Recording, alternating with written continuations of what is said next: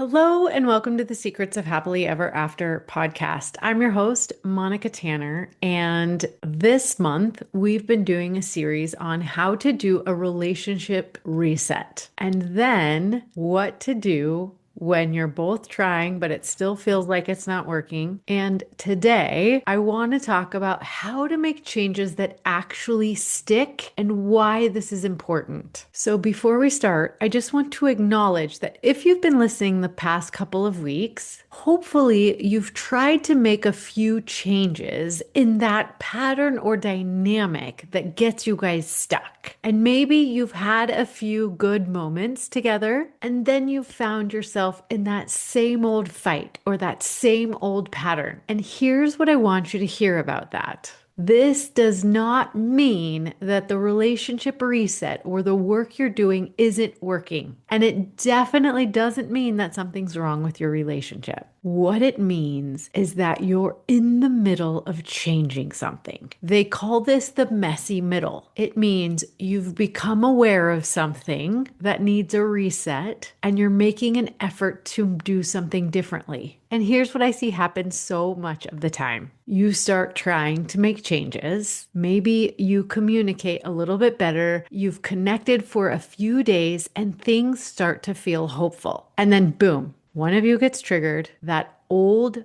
fight resurfaces and you feel stuck again in that same pattern that you're trying to get rid of. And here's what couples start to say to themselves. See, nothing's changing. We're right back where we started. Maybe there's no hope for us. And that story, those sentences, is the thing that actually keeps you stuck. Because once you start to think that, here we are, back where we started, nothing has changed, you stop trying. So here's how I want you to rewrite that familiar narrative. Instead of we're right back where we started, see, nothing has changed, I want you to say, oh, here is an opportunity to do this differently. This is an opportunity to become a different couple, to change the pattern or dynamic that we keep getting stuck in. Because what is happening when you get back into that old fight or that old pattern is not a setback. It's actually the work.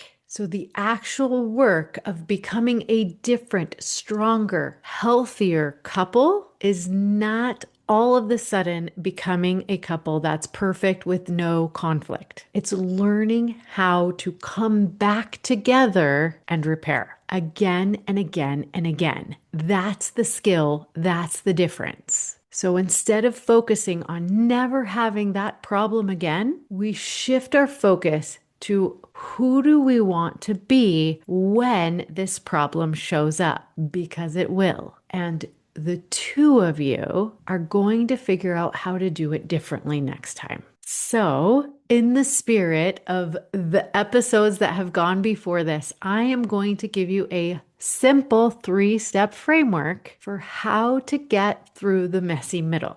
Are you ready? We're going to have to shift some thoughts that are going to come up when you get back into that same old conflict. Shift number 1 is to go from reacting to taking responsibility without shame or blame. So this is where the good stuff starts. In the moment when you feel triggered back into that same old cycle, the one where you do the thing and your partner does the thing, and you want to blame or shut down or defend yourself, the power question is, how do I want to respond differently? This is where we take accountability for our part of the dynamic, not our partner's, our part of the dynamic. I want to be really clear. This is not about recognizing, oh, there's that thing you do. This is about taking ownership of here's that thing that I do. It sounds like, hey, I'm getting reactive right now. I can feel myself shutting down. Or that came out a little more harsh than I meant it. Do you feel the difference? It's not attacking and it's not defending. It's staying connected to yourself so you can stay connected to your partner rather than severing the connection. And that's what's going to change the emotional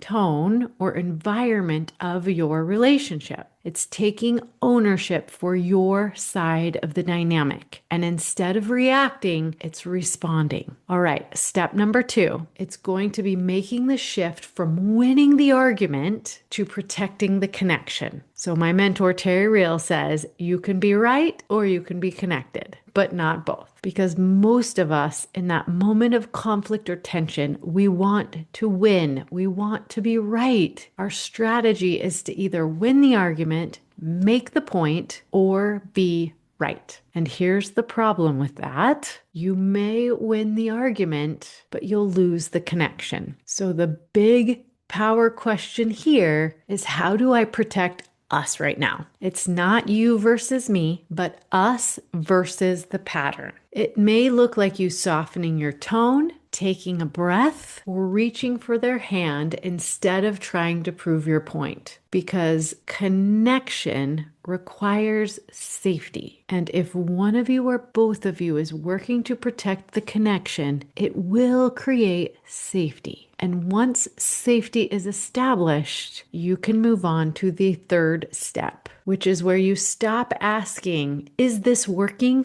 And you start thinking about, who are we becoming as a couple? It's shifting the focus from strategy to identity, because this is a long game. If you keep evaluating your relationship on whether or not you're making mistakes, misstepping, having conflict, you'll stay in an emotional roller coaster. So instead, I want you to anchor yourself to the identity. We are a couple that knows how to be on the same side as teammates against the pattern. We know how to repair. We don't stay stuck.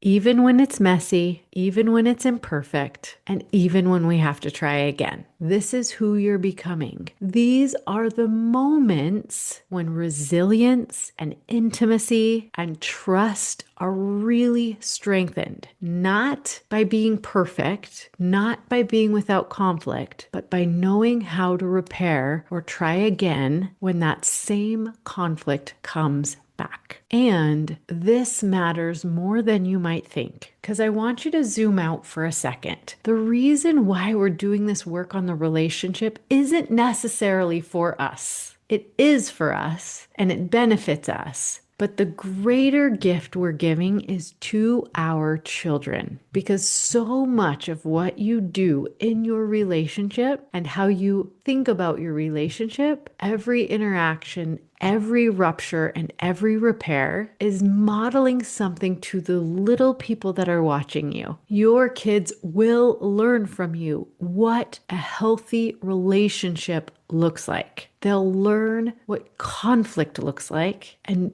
more important than anything else, they'll learn what to do when things get tough. They'll learn what repair looks like. And for most of us, modeling healthy relational skills like repair is something that we did not see growing up. I know that most of us want more connection, more safety, more emotional health than we saw growing up. But that doesn't come from being perfect or not making any mistakes or not ever getting caught in a conflict. It comes from watching two people who love each other mess up over and over and over again, own their mistakes, and then repair. That's what will change what you're handing down to your children. So if it feels hard, if it feels messy, if it feels like you're trying but you're still not getting it right, good. You're in the thick of it. You're in the messy middle, and you're doing the work that most people avoid. And it's the most important gift we can give to ourselves and our kids. And I'm so excited for next week, where I'm going to have my friend Eli Harwood as a guest talking about her new book, How to Deal with Your Stuff So Your Kids Don't Have to. Because this matters more than just the moment we're in. This is how we break generational dysfunction and trauma. I get so passionate about it. I'm so grateful that you're here. Thank you for joining me week after week. And if this series on resetting your relationship learning how to orient yourselves against the pattern has resonated with you, make sure you're sending these episodes to your partner and start having these conversations together. And if you take nothing else from this episode, remember, you don't have to do it perfectly. You just have to learn how to repair. All right, I'll be here, same time, same place with my friend Eli. And until then, happy marriaging.